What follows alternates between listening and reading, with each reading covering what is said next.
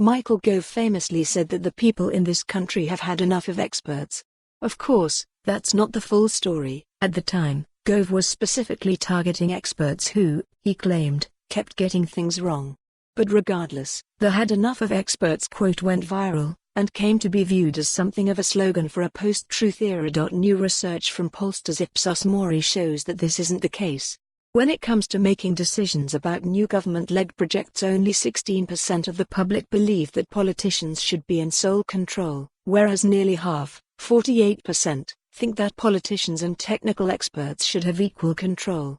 That's a sensible view. Politicians can provide direction, but experts can and should have a role in working out how to make things happen. Unsurprisingly, evidence and expertise have not been bywords in the election campaign.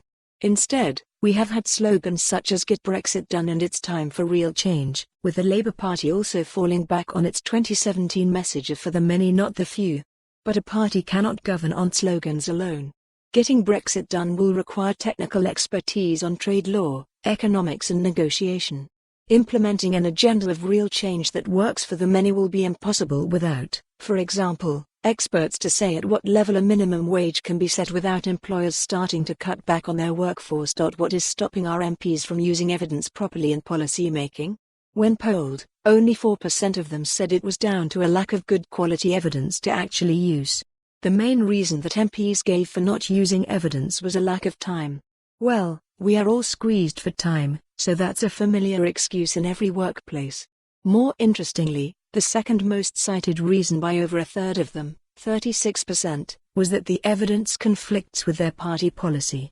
This is known as confirmation bias. We pay more attention to evidence that confirms our positions, and try to ignore the rest. Another major issue is skills.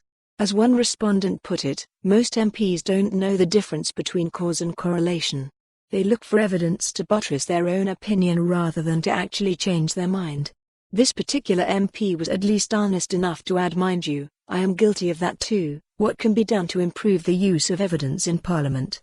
First, politicians need to bring more and diverse experts into the policy process. The way to avoid the confirmation bias that we all have is to listen to a variety of expert voices.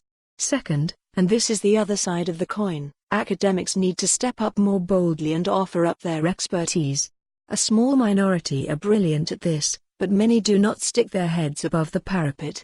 The incentive system of universities rewards publishing in journals over. For more on this story, visit the news article link.